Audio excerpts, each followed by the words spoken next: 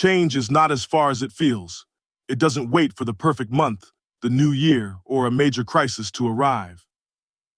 Real transformation often begins in the simplest place, a single decision made with bold intent, the kind of decision that whispers to your future, "I'm ready now."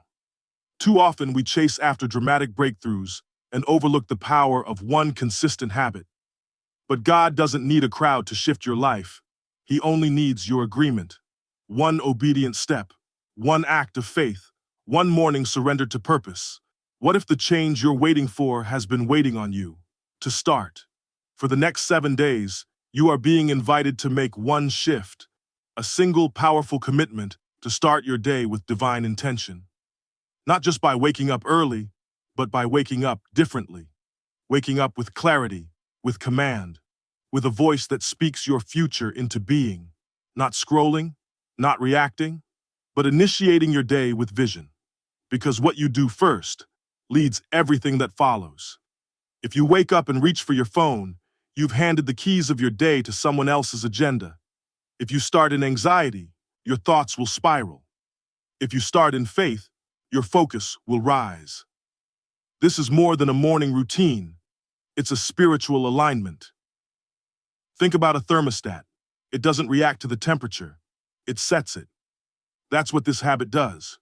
You're no longer a thermometer responding to circumstances. You're a thermostat creating the climate of your life. And that setting begins with what you do first, what you declare over your day. Here's a simple, relatable example. Imagine a CEO walking into the boardroom. She doesn't start the meeting saying, "Let's see what happens." No, she opens her notes, speaks her agenda, and commands the direction. That's how you must treat your morning. You are the CEO of your life. You don't wander into the day, you lead it. This one act, waking up and speaking your intention, your faith, your future, will reprogram your mind, because your mind is always listening. And when your ears hear your own mouth speaking truth, the brain begins to rewrite the script of your identity. Spiritual clarity doesn't just arrive, it's invited. When you honor the early morning, you step into a divine window. Between 3 a.m. and 5 a.m., there's stillness. Heaven speaks more clearly when the world is quiet. That's not superstition. That's spiritual wisdom, practiced across centuries. The prophets knew it. The warriors knew it. And you must know it too. When you rise early and align yourself with truth, you are accessing revelation most people sleep through. So why 7 days? Because transformation doesn't come through inspiration. It comes through repetition. 7 mornings of consistency is enough to disrupt old mental patterns. It's enough to plant the seed of a new lifestyle. It's not about perfection. It's about presence. Show up to your life every morning with your voice, your vision, and your authority intact.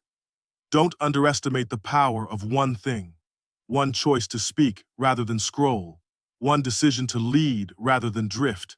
One moment to declare instead of delay. The time for waiting is over. The time for trying is done. This is the time to do. Speak, command, lead, just one thing. Every morning, for 7 days, and your mind will never be the same. Before the world has a chance to pull you in 100 directions, you must stand up and speak. Because if you don't tell your day who you are and where you're going, the day will tell you who you're not and what you'll never do. The morning is not just a time to wake up.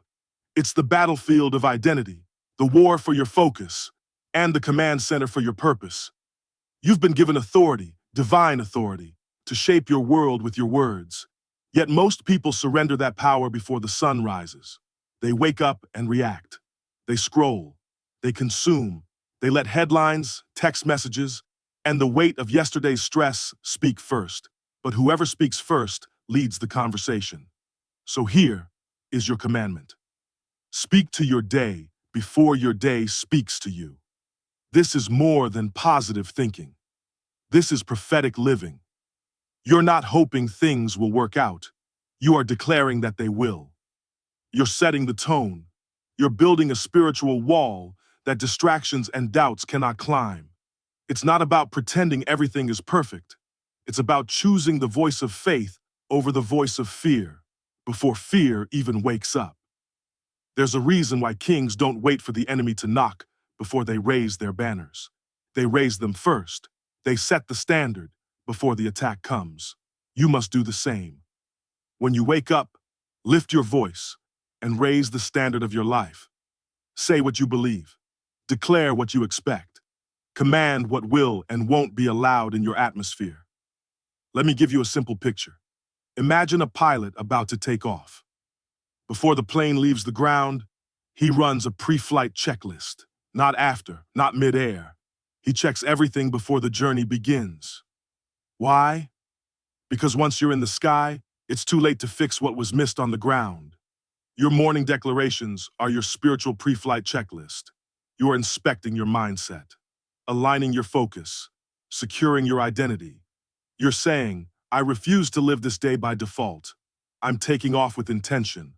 Start by saying things like, I am focused, I am favored, I am prepared. This day belongs to purpose, not panic.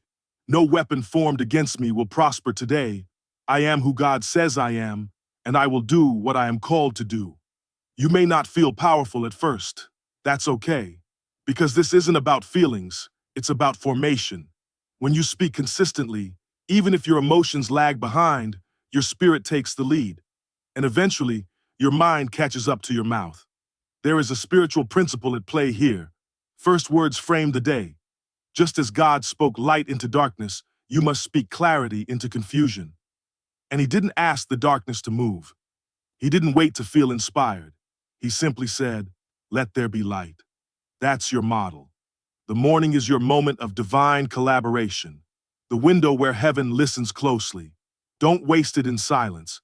Don't hand it to fear. Use it. Fill it. Command it. Because here's the truth. If you don't take control of your morning, something else will. And whatever takes control of your morning will likely take control of your mind. So tomorrow, before the alarm even fades, speak. Declare who you are. Proclaim what you believe. Speak like someone who knows that angels are listening and demons are trembling. Speak to your day. Set your course. Own your authority. 7 mornings, 1 decision, and your destiny will begin to obey your voice. Everything you see in your life right now, your patterns, your mindset, even your opportunities, has been touched by one thing, your words. You may not realize it, but the world you live in is a direct reflection of the language you've been using, both in silence and in speech. Because your words are not just sounds, they are seeds.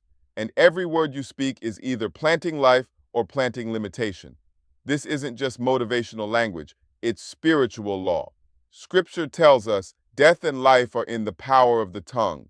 That means your words are construction tools. You're either building the world you desire or reinforcing the one you're trying to escape.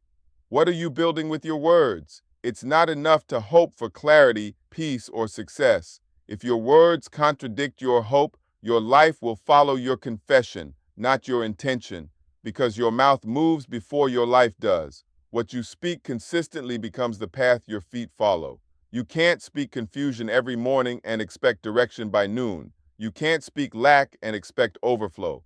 Your speech sets the stage your life walks on. Here's a simple analogy.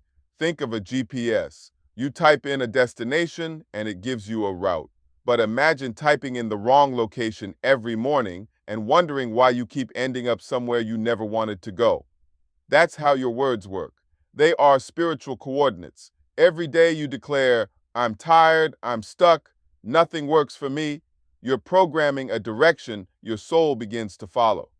You keep ending up in the same place because you keep speaking the same destination. It's time to reprogram your route. Speak with faith, speak with vision, speak with truth, even when your circumstances scream otherwise. You're not lying when you declare abundance before you see it. You're activating a higher reality. Understand this. The unseen realm listens to your voice. When you speak, you don't just inform your mind, you release spiritual authority. Heaven moves at the sound of alignment, and hell trembles when you refuse to speak defeat. That's why the enemy works overtime to keep you silent, sarcastic, or cynical, because he knows if you ever start speaking from your identity, you'll change the atmosphere around you. But this doesn't happen automatically. You must train your mouth. You must learn to speak from vision, not from victimhood. You must become so familiar with speaking life that negativity feels foreign in your mouth. Here's a powerful truth. What you tolerate in your speech, you eventually tolerate in your life. So what should you speak? Start small. Start with truth. Speak what God says about you, even when it feels uncomfortable. Say, I walk in wisdom today. Favor finds me and follows me. I carry peace, not pressure. My voice has value. My vision has weight. Don't just whisper it, declare it. Let your words rise in authority. Speak like someone who knows their words carry spiritual gravity. And if you fail one day, speak again the next. This isn't about perfection, it's about permission, giving yourself divine permission to shape your life intentionally. You're not powerless. You're not stuck. You have a tool in your mouth that can unlock doors, part seas, and break chains. So speak. Speak boldly. Speak daily, because your world is waiting for your words, and the future you desire is listening. Desire is listening. We all want something: better health, greater peace, deeper purpose, financial freedom, meaningful relationships. But let's be clear, you don't get what you want, you get what you expect, because expectation is not wishful thinking. It's the spiritual signal you send out into the atmosphere. It's the inner conviction that what you're preparing for is already on its way. Too many people live stuck between desire and disbelief. They say with their mouths, I want a breakthrough, but deep inside, they expect another delay. They say, I want peace, but they prepare for stress. They want clarity, but expect confusion. And the result? Their life doesn't follow their desires. It follows their expectations. This is not superstition. This is spiritual law. You draw into your life the level of reality you are inwardly prepared to receive. Heaven responds not just to your prayers, but to your posture. If you don't believe you're worthy of something, even if it comes, you'll sabotage it or push it away. Expectation is the bridge between your faith and your future. Let's break this down with a simple analogy. Imagine you order a package online. The moment you place the order, you start making space for it. You check the tracking. You prepare to receive it. Why? Because you expect it. You don't wonder if the company loves you enough to send it. You just know it's on the way. Now imagine someone who wants a package but never places the order, never commits, never moves, never believes. They wait by the window every day but never act in faith. They don't expect anything, and so nothing arrives. This is what many people are doing with their lives. They want change, but they're not aligned with it. They don't speak like it. They don't plan like it. They don't act like it's coming. They keep hoping, but hoping is not the same as expecting. There is a spiritual authority that comes with expectation. When you expect greatness, you start preparing for it. You show up differently. You make room. You walk into rooms like you belong there. You stop begging and start believing, and belief changes everything. This is why you must start your day with declaration. Not because it magically makes things happen, but because it sets the thermostat of your soul. When you wake up and say, I expect divine opportunities today, your spirit starts scanning for alignment. You notice things others ignore. You move faster. You think clearer, because expectation sharpens focus. Don't confuse this with arrogance. Arrogance demands. Expectation prepares. Arrogance is based on entitlement. Expectation is based on trust. You're not demanding things from life. You're standing in agreement with the possibilities God has already placed within your reach. Now, hear this. Low expectations are not humility. They're a form of fear. And fear is a thief that dresses like caution. When you lower your expectations to protect yourself from disappointment, you're actually teaching your spirit to expect less than what you were created for. So raise the bar. Expect healing. Expect strategy. Expect progress. Even if it's slow, even if it's quiet, even if it hasn't shown up yet, you don't have to see it to prepare for it. Let this be your mantra. I expect favor today. I expect clarity. I expect solutions. I'm not chasing blessings. I'm aligned with them. What I expect, I prepare for. What I prepare for, I attract. Because when your expectation rises, your actions shift, your words sharpen, your spirit lifts, and heaven begins to move in your direction. So for the next 7 days, don't just want change, expect it, prepare for it, align with it, because you don't get what you want, you get what you expect. There is a voice inside of you that has been waiting to rise, a voice not shaped by fear, doubt, or hesitation, but by faith. And here's the truth: faith always speaks, fear stays silent. You can't be passive and powerful at the same time. The battle you're facing isn't just external, it's spiritual. And in spiritual warfare, silence is surrender. When you're under attack, when doubt creeps in, when anxiety knocks at your door, you don't stay quiet. You open your mouth and speak from faith.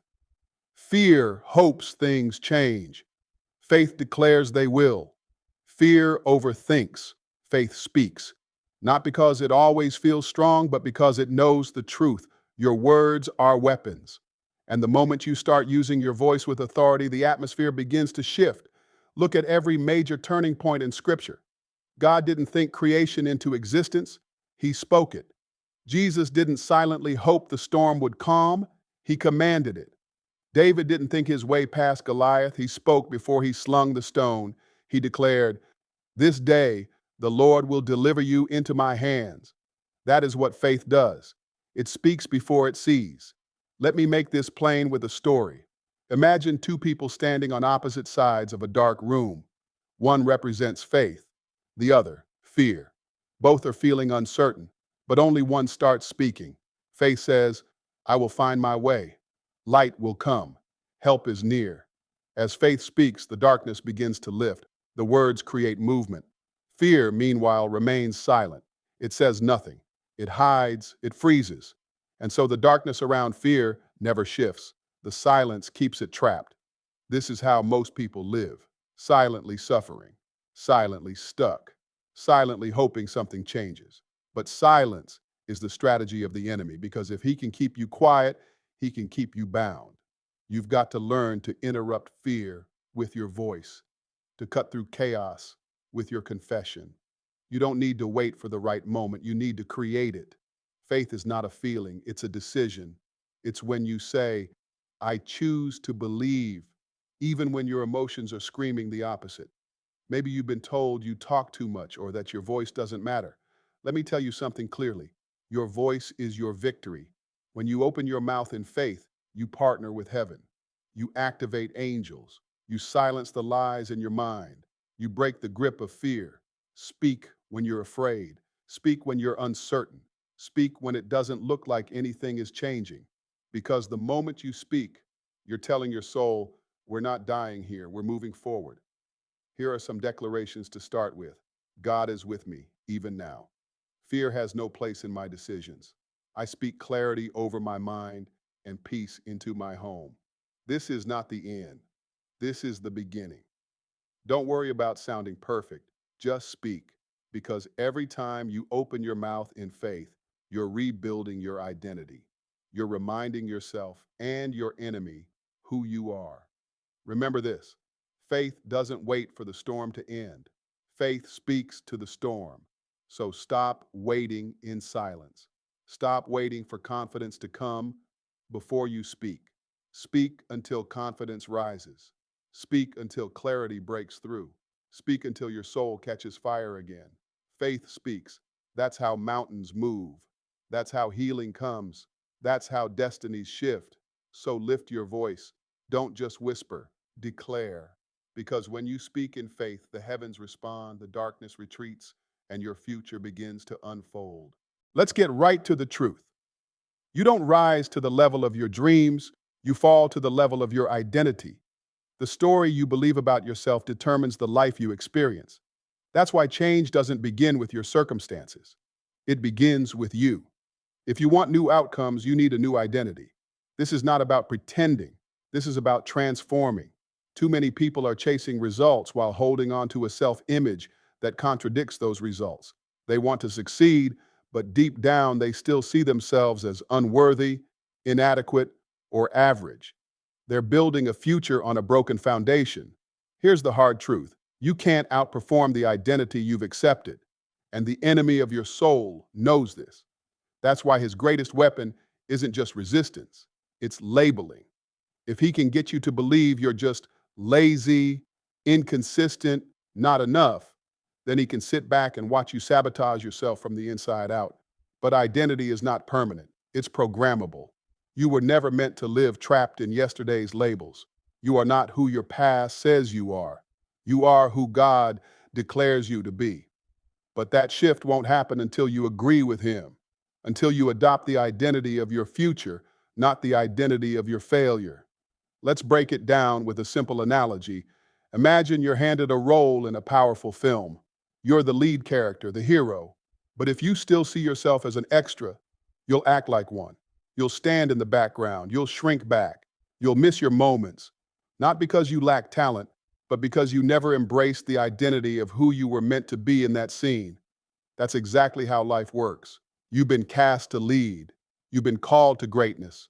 But until you step into that identity with conviction, your actions will always follow your old patterns. Here's a powerful principle. Identity drives behavior. Want to be more disciplined? Don't just force it. Become the kind of person who is. Declare, I am disciplined. I am focused. I follow through. Want to walk in peace? Say, I am calm. I am grounded. I am not moved by chaos. You must speak it, believe it, and act like it's already true, even when it feels unfamiliar, especially when it feels unfamiliar, because transformation doesn't begin with proof. It begins with faith. And faith says, even if I don't feel it yet, I am it, because God said so.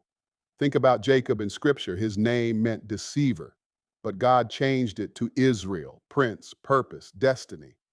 That shift wasn't just about a name, it was about an identity upgrade. And once his identity changed, his legacy did too. God is trying to do the same in you. He's whispering a new name over you: leader, healer, builder, finisher, chosen. But you have to echo it with your life. Identity is not just a decision, it's a declaration. So here's your call to action. Stop saying, I'll change when my life improves. Say, my life will improve because I'm changing. Step into the identity that matches your calling, not your current condition. Speak it aloud every morning. I am not who I was. I am who I'm becoming.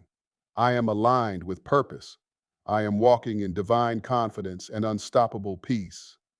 Do it for 7 days, then watch what starts to change. Because when you change your identity, your outcomes have no choice but to follow.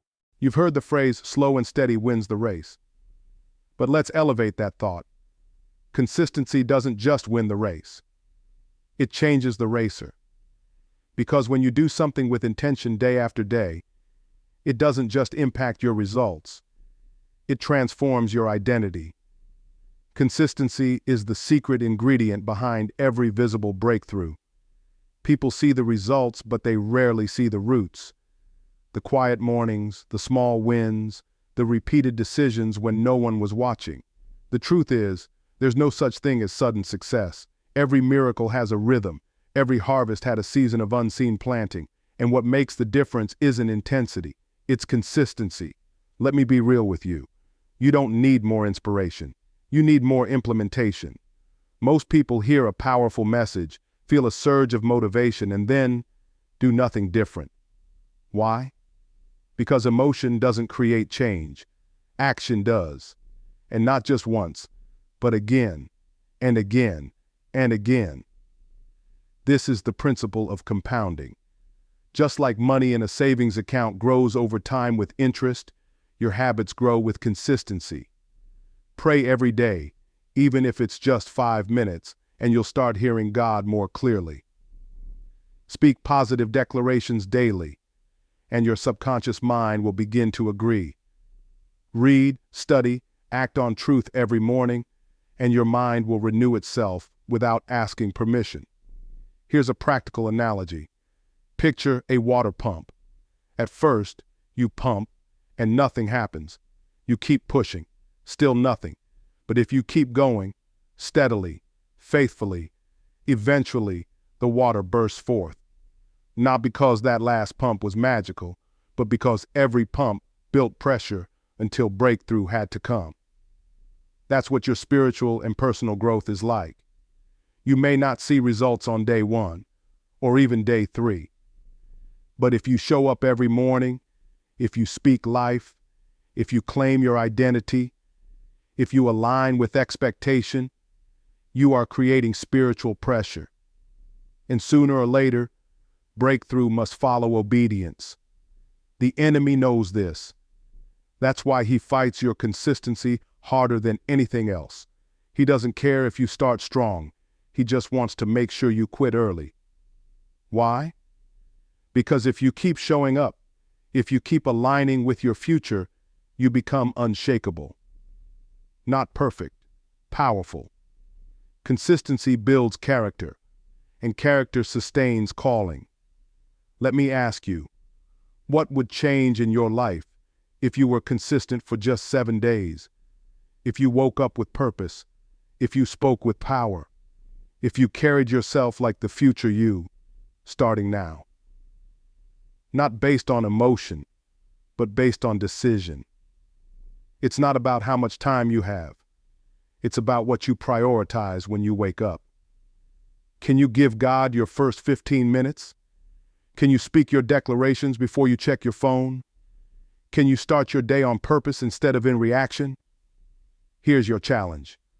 For the next 7 days, don't break the chain. Don't miss a morning.